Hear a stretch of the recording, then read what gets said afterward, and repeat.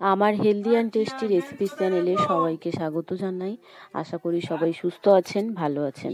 আজ দেখাবো এই আমুদচুনো মাছ দিয়ে ফুলকপি, আলু, বেগুনের একটি রেসিপির জন্য সবজিগুলো কেটে ধুয়ে পরিষ্কার করে রেখেছি। মাছগুলো কেটে পরিষ্কার করে শুধুমাত্র হলুদ গুঁড়ো মাখিয়ে রেখেছি। পেঁয়াজ কুচি, একটু রসুন কুচি, একটু বাটা মশলা, ধনেপাতা কুচি নিয়েছি। আর লাগবে সর্ষের তেল। উনুনে কড়াই বসিয়েছি, কড়াই গরম হয়ে গেছে। দিয়ে দিচ্ছি পরিমাণ মতো সর্ষের তেল। তেলটা খুব ভালো করে তাপিয়ে নেব। কড়াইয়ের গায়ের সাইডে দিয়ে তেল খুব ভালো করে গরম করে নিতে হবে। যদি কড়াই ঠিকঠাক গরম না হয় কিংবা তেল গরম না হয় ঠিকঠাক, তাহলে মাছ কড়াইয়ের গায়ে আটকে যায়, ভাজা যায় না। তাই সবার প্রথমে কড়াই ভালো করে গরম করে নিতে হবে। গরম করে নিয়ে আমি মাছগুলো দিয়েছি। আর এটা আমুদচুনো মাছ, এই মাছে লবণ থাকে, তাই শুধুমাত্র হলুদ দিয়েই মাখাতে হয়। যদি লবণ দেয়া হয় তাহলে মাছগুলো আর খাওয়া যায় না, তিতো হয়ে যায়। কিছু মাছ ভাজা হয়ে গেছে, বাকি মাছগুলোও আমি একই রকমভাবে হালকা আঁচে লাল লাল করে দু পিঠ ভেজে নেব।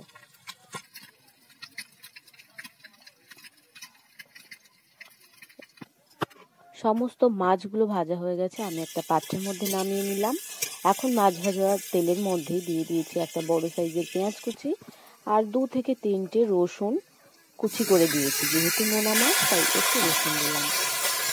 পেঁয়াজ রসুনটা খুব ভালো করে ভেজে দিয়ে দিয়েছি সবজির মধ্যে আছে ফুলকপি, আলু, বেগুন। ফুলকপি, আলু, বেগুন খুব ভালো করে ভেজে নিচ্ছি।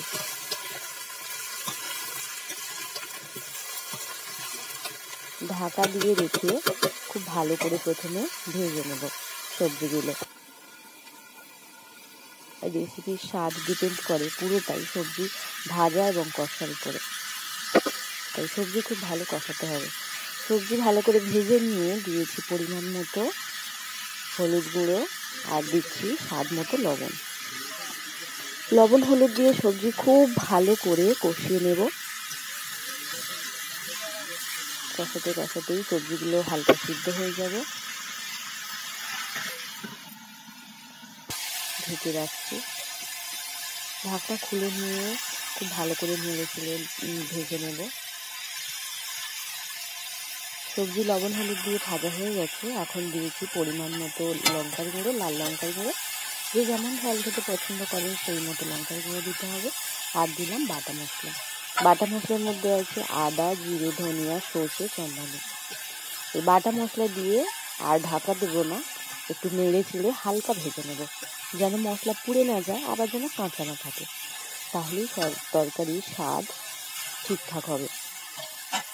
আর যে কোনো মাছের ঝোলে যদি এই ধরনের বাটা মশলা ব্যবহার করা যায় তাহলে মাছের ঝোলের স্বাদ দ্বিগুণ হয়ে যায়। বাটা মশলা আর লঙ্কার গুঁড়ো দিয়ে কিছুক্ষণ নেড়ে চেড়ে ভালো করে কষিয়ে নিচ্ছি।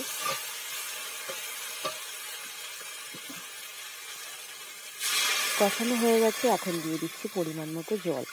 আমি এই রেসিপিটা নোনা মাছ দিয়ে করব, তাই এটা খুব বেশি ঝোল করব না, আবার একদম মাখা করব না, মিডিয়াম করব, তাই সেই বুঝে জল দিতে হবে। আর তরকারিতে জল দেওয়ার পর সঙ্গে সঙ্গে যদি ঢাকা দেওয়া হয় তাহলে তরকারির যে তেলগুলো ঢাকনার গায়ে দেখবেন লেগে যায়। তাই একটু ফুটিয়ে নিয়ে ঝোলটা তারপর যদি ঢাকা দেওয়া হয় তাহলে আর তেলগুলো আটকে যায় না। আমার ঝোলটা ফুটে গেছে তরকারির, এখন ঢেকে রাখলাম। ঢাকনা খুলে নিয়েছি, দেখে নেব সবজিগুলো ঠিকঠাক সিদ্ধ হয়েছে কিনা। সবজি সিদ্ধ হয়ে গেছে, আলু, ফুলকপি সবই সিদ্ধ হয়ে গেছে।